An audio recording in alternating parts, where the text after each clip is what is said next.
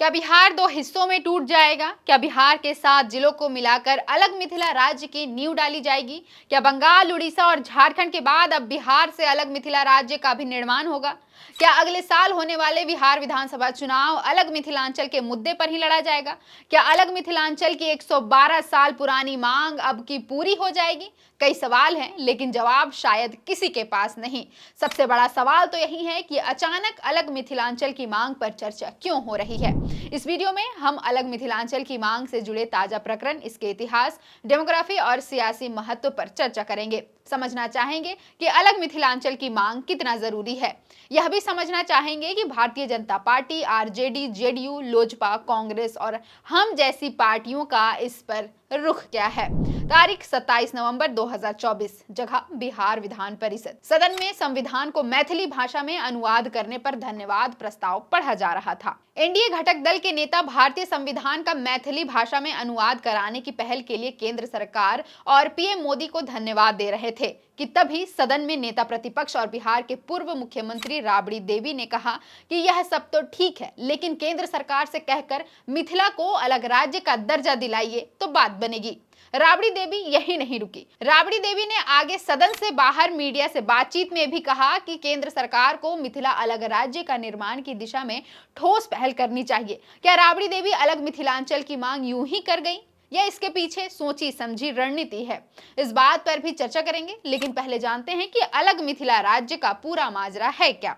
दरअसल राबड़ी देवी पहली शख्स नहीं जिन्होंने अलग मिथिला राज्य की मांग उठाई है, और ना ही ये पहली बार है। मिथिला राज्य की मांग 112 साल पुरानी है। ऐतिहासिक घटनाक्रम को देखें तो अलग मिथिला राज्य की मांग सबसे पहले 1912 में की गई थी। फिर 1921 में महाराजा रामेश्वर सिंह ने यह मांग रखी। मिथिला राज्य के लिए पहला जनव्यापी आंदोलन 1952 में हुआ था। समय समय पर मामला तूल पकड़ता है। 2 साल पहले 2022 में मिथिला स्टूडेंट यूनियन ने दिल्ली के जंतर मंतर पर मिथिला राज्य की मांग के लिए आंदोलन किया था। इस आंदोलन में आप विधायक ऋतुराज झा और पूर्व सांसद महाबल मिश्रा शामिल हो गए थे। तर्क है कि मिथिला राज्य का गठन 7 करोड़ की आबादी के अस्तित्व से जुड़ा हुआ है। मैथिली भाषा को संविधान की 8वीं अनुसूची में जगह मिली है।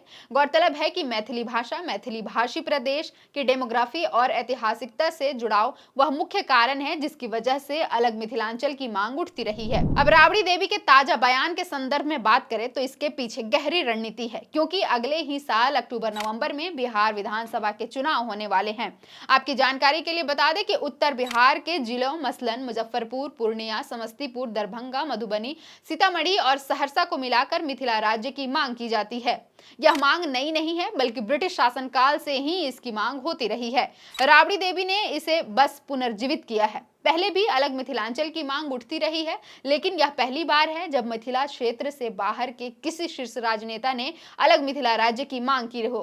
खास बात यह है कि मिथिलांचल अलग राज्य के मुद्दे पर राबड़ी देवी का ताजा बयान उनके पति और पूर्व सीएम लालू यादव के रुख के उलट है। गौरतलब है कि इससे पहले अलग झारखंड राज्य की मांग पर लालू यादव ने कहा था कि ऐसा उनकी लाश पर ही संभव है। अलग मिथिलांचल की मांग का सियासी पहलू क्या है, इसे भी समझते हैं। बिहार विधानसभा में 243 सीटें हैं, इसमें से केवल मिथिला प्रदेश विधानसभा की 60 सीटें हैं। वर्ष 2020 में विधानसभा चुनाव में एनडीए गठबंधन ने यहां 60 में से 40 सीटें जीती थी। सियासी जानकार मानते हैं कि मिथिला में सीटों के नुकसान की वजह से ही तेजस्वी यादव के मुख्यमंत्री बनने का ख्वाब अधूरा रह गया। केवल इतना ही नहीं, हाल के वर्षों में केंद्र की एनडीए सरकार ने मिथिला प्रदेश को अलग से कई सौगातें भी दी हैं। बाढ़ की तबाही से उभरने के लिए केंद्रीय बजट में से अलग से 1500 रुपए का प्रावधान किया गया। हाल ही में दरभंगा में एम्स हॉस्पिटल की नींव रखी गई। दरभंगा में एयरपोर्ट बना है। राबड़ी देवी ने अलग मिथिलांचल का शिगुफा छोड़ दिया है। अब मिथिला प्रदेश में विधानसभा की अधिकांश सीटें जीतने वाले एनडीए गठबंधन के सामने दुविधा है कि वह इस मांग का समर्थन करे या विरोध। चुप्पी भी असहमति ही समझी जाएगी। आरजेडी का प्लान यह लगता है कि वह मैथिली भाषी लोगों की भावना से जुड़ा मुद्दा उठाकर एज हासिल करे, साथ ही यह साबित करने का प्रयास करे कि इस प्रदेश में विधानसभा चुनाव में मुक्की खाने के बावजूद उन्होंने मैथिली भाषियों की भावनाओं का सम्मान किया। वहीं जिस एनडीए को यहाँ के लोगों ने ज्यादा से ज्यादा विधानसभा सीटें नवाजी, उन्होंने अलग मिथिला प्रदेश के मुद्दे पर चुप्पी साध ली है। कई सियासी जानकार मानते हैं कि अलग मिथिला प्रदेश का मुद्दा उठाकर आरजेडी यहाँ बीजेपी अथवा एनडीए गठबंधन के उभार को रोकना चाहती है। साथ ही बिहार विधानसभा चुनाव में इस प्रदेश में बढ़त हासिल करना चाहती है। गौर करने लायक बात यह है कि अभी तक भारतीय जनता पार्टी ने राबड़ी देवी के बयान पर टिप्पणी नहीं की है।